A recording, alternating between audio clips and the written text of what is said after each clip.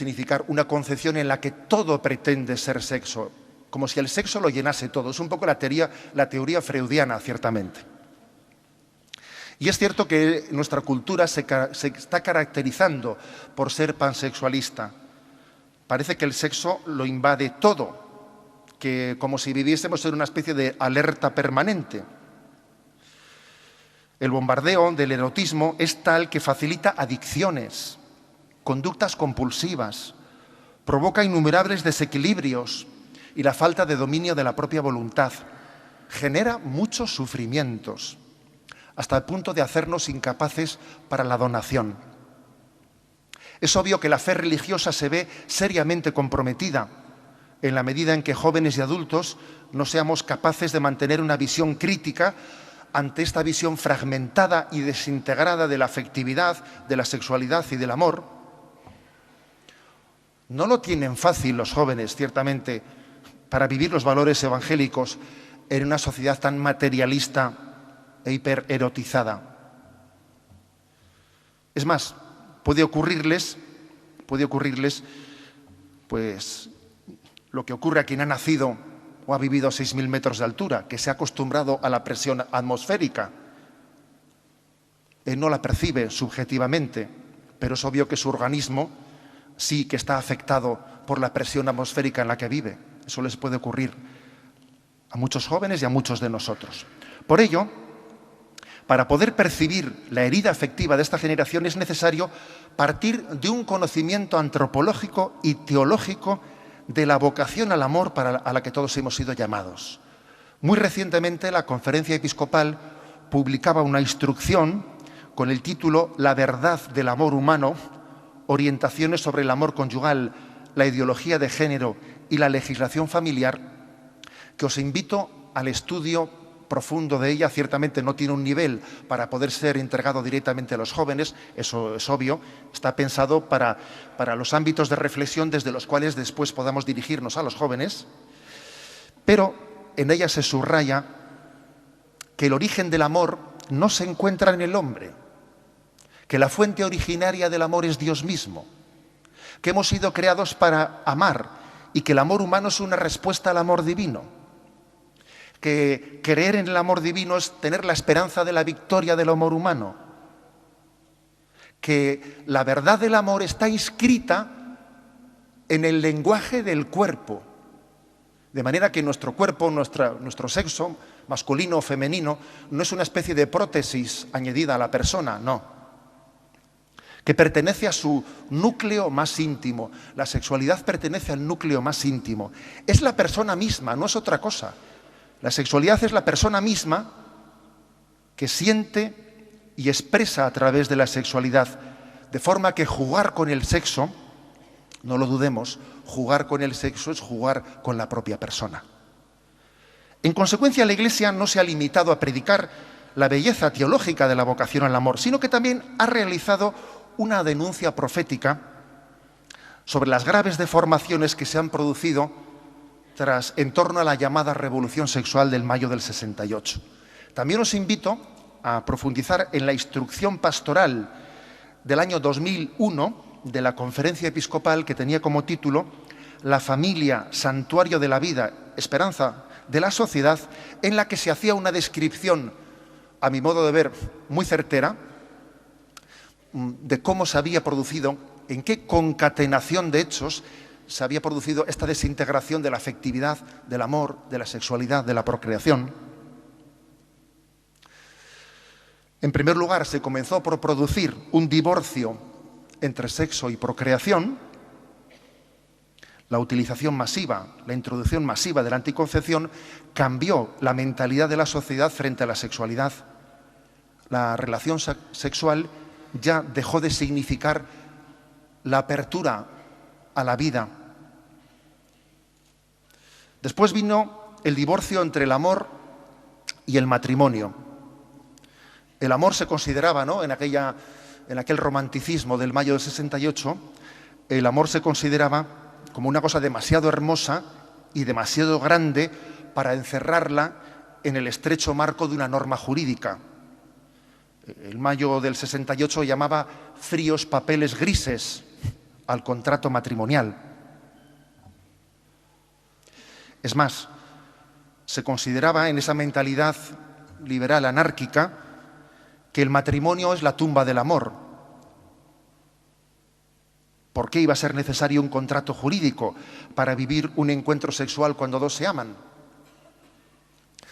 Décadas antes, aquel Chesterton tan ingenioso y tan agudo había dicho que no solo es el amor el que da vida al matrimonio, sino que es el matrimonio el que da vida al amor. Pero quizás su reflexión se había adelantado a los tiempos, ¿no? Y todavía no había la capacidad de una sociedad de entender y comprender lo que Chesterton decía. Bien, pues hemos visto que en este momento mayoritariamente la convivencia antes del matrimonio se ha generalizado, incluso que la convivencia ha sustituido al matrimonio en un tanto por ciento grande, ¿no?, de las convivencias. Pero todavía estaba por producirse, fijaros bien, una tercera herida, un tercer divorcio. Si el primer divorcio fue el del sexo, de la procreación, y el segundo el del amor y el matrimonio, el tercero es el divorcio entre el sexo y el amor. Parafraseando, ¿no?, aquel título cinematográfico, ¿por qué le llaman amor cuando quieren decir sexo? Cuando yo era joven, y conste que no hace tanto tiempo, bueno, pues entonces en nuestra generación reivindicábamos, porque también nosotros éramos peleones, no os pensáis, también nuestra generación fue rebelde y o sea, siempre hemos sido rebeldes, ¿no? Y yo recuerdo que en nuestra generación el grito de guerra, el grito reivindicativo contra el cura de turno o contra el religioso de turno que tenía que tener su paciencia con nosotros, pues era el decir, oye, si se quieren, ¿por qué tienen que esperar a casarse? Y me hace gracia porque han pasado unos años y hemos pasado, eso ha cambiado completamente, y hemos pasado del si se quieren, ¿por qué es necesario el matrimonio? Hemos pasado ahora al aquí te pillo, aquí te mato. Y es decir, que la sexualidad no tenga nada que ver con el amor, no tiene nada que ver, son dos cosas distintas. La sexualidad ha dejado de ser la expresión de la entrega total de dos personas que se aman, para pasar a ser un instrumento de diversión, incluso un instrumento para hacerse daño unos contra otros. Que esto último, ojo, ¿cuántas veces he escuchado yo, pues, entrevistas con los jóvenes en la dirección espiritual o en la confesión, ver, pues, lógicas o razonamientos más o menos de esta lógica? Si él ha jugado conmigo, yo también sabré jugar con otros. No voy a volver a sufrir de esta manera, no me van a volver a hacer daño. Simplemente me divertiré con ellos, que a veces cuando alguien ha sido herido se defiende diciendo, pues también yo voy a herir a los demás. En resumen, esta concatenación de divorcios o de rupturas en la antropología del amor ha llevado a que el amor deje de informar la sexualidad desde dentro, en una buena medida. El sexo tendría sentido por sí mismo, dejando ya de ser un vehículo de entrega de amor y de entrega de la propia vida. Es una distorsión muy seria porque nos incapacita para el amor y para la fidelidad. Tenemos que señalar, por cierto, que el Ministerio de Salud Pública decía recientemente, ¿no?, pues que la edad de comienzo en el consumo del alcohol son en España más o menos los 13 años. Habrá quien comience un poco después o un poco antes. La edad media son 13 años, ¿no? Y es obvio que el consumo del alcohol está directamente vinculado a esta cultura que se llama del rollo o de pillar cacho, o como queramos llamarla. El recurso del alcohol suele conllevar la anulación del sentido del pudor y la desinhibición de los valores morales. Hay muchas cosas que hacemos cuando estamos borrachos que desde luego no haríamos estando pues, en nuestro sano juicio. Es obvio que el alcohol está haciendo un daño muy profundo, ¿no?, a nuestra generación. Estamos hoy precisamente de luto en España, viendo el sufrimiento de lo que se provocó en la fiesta de Halloween en Madrid, en un contexto absoluto de un abuso del alcohol. Me parece muy significativo que este Congreso Nacional de Pastoral Juvenil, hecho en el Puente de Todos los Santos, esté orando por los jóvenes fallecidos en aquella macrofiesta de Halloween. Hay cosas que son muy significativas. Pero es que es más, la infidelidad no solo impide establecer relaciones de amor duraderas, sino que impide construir la propia personalidad. La cultura del rollo termina provocando una crisis muy grave, porque llega a sembrar la idea de que la libertad se identifica con no comprometerse. Es decir, la fidelidad es ser esclavo, mientras que la infidelidad es libertad.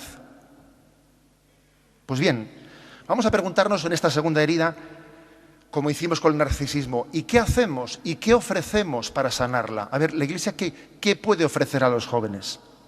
En primer lugar, rescatar la virtud de la castidad de su impopularidad. Aquí hay muchos medios de comunicación que creo que también tienen su responsabilidad en esa impopularidad que la virtud de la castidad tiene mediáticamente en nuestra cultura. El bautismo nos configura con Jesucristo, sacerdote, profeta y rey. Son tres dimensiones distintas. Ahora me centro en la última, en la de la realeza. Ser rey con Cristo, participar de su señorío, es también, entre otras cosas, vivir la virtud de la castidad, ser dueños de nosotros mismos y no esclavos de nuestras pasiones. Aquí en esta vida, una de dos. O te conduces a ti mismo por la virtud de la castidad o te arrastran por las pasiones. ¿Y qué queremos nosotros ofrecerle a un joven? ¿La imagen de ser dueño de su propia voluntad o la de ser esclavo de sus pasiones? Para poder darse hay que poseerse. Nadie puede decir, toma mi vida, si no se ha tomado antes en serio la batalla de la realeza cristiana, del señorío con Cristo, es decir, la batalla de la castidad, entre otras cosas. La conquista del mundo pasa por la conquista de uno mismo primero. Y es en esa batalla interior, la castidad consiste en poner en orden y en sintonía lo que expresa el lenguaje corporal sexual, con la autenticidad del afecto y del amor expresado, conjugarlos unos con el otro. Por ello, alguien dijo que la castidad está muy ligada a la sinceridad.